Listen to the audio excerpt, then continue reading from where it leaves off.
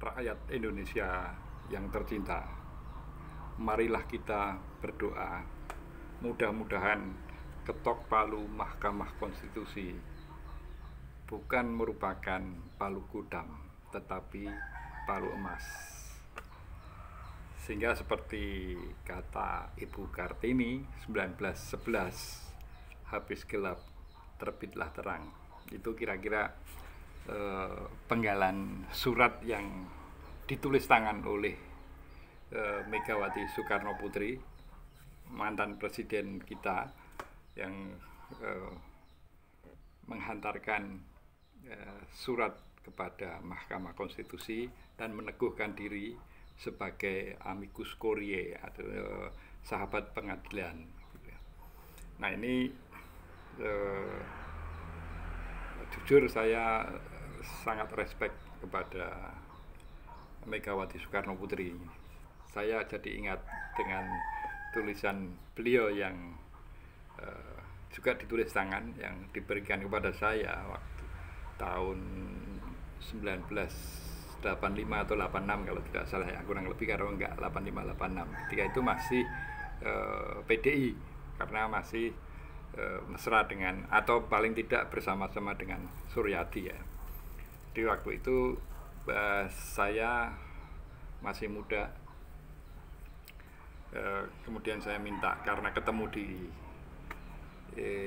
Jalan Malioboro ketika Bu Mega dan Suryadi dan Mbak Puan waktu itu lesehan di Malioboro. Kemudian saya datangi untuk minta ya semacam kenang-kenangan ya, dan diberi semacam tulisan singkat yang puitis khas dari Bu Mega ya. Ya waktu itu tulisannya kurang lebih seperti Elang Raja Wali terbang sendirian di angkasa, begitulah anak muda menatap masa depan. Salam perjuangan Ibu Mega, begitu. Cuma tulisan itu sampai sekarang saya cari tidak ketemu. Tapi artinya apa yang dia tulis pada waktu itu saat ini menemukan momentum yang tertinggi bagi saya untuk memberikan respect kepada Megawati sebagai ya sebetulnya sudah sepuh tetapi tetap meluangkan energinya untuk berjuang demi bangsa ini ya. Terlepas bahwa saya sendiri tidak terlalu sensitif terhadap politik, tapi apa yang dilakukan oleh Megawati itu betul-betul membuat saya sekali lagi respect yang sangat tinggi. Tinggal nunggu Pak SBY, Pak Susilo Bambang Yudhoyono, yang kebetulan juga seorang presiden. Ya, saya berharap Pak SBY, kalau pada obrolan yang lalu itu saya menduga mencari titik saya sebut saja Pareto optimum antara kepentingan pragmatis dengan kepentingan substansif ya, atau yang basisnya etik, itu ketemu di titik tertentu yang itu hanya Pak SBY yang bisa menentukan dan merasakan.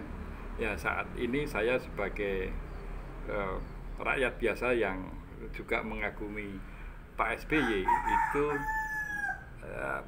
berharap untuk menggeser Pareto optimum itu ke arah yang lebih dominan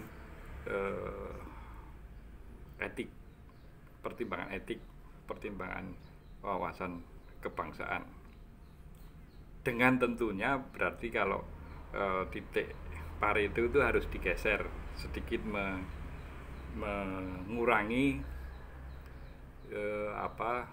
pertimbangan praktis, tetapi lebih mempertimbangkan etika bernegara.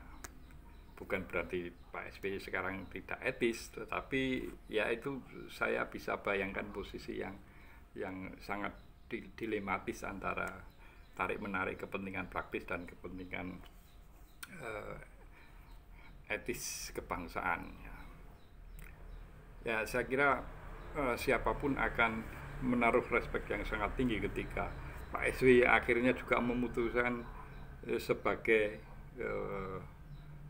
mantan presiden yang kemudian mendudukkan diri sebagai warga negara biasa, kemudian menyatakan untuk menjadi amicus curiae seperti yang dilakukan oleh Megawati, dan sebelumnya juga kemarin oleh akademisi dari UI ya kalau tidak salah.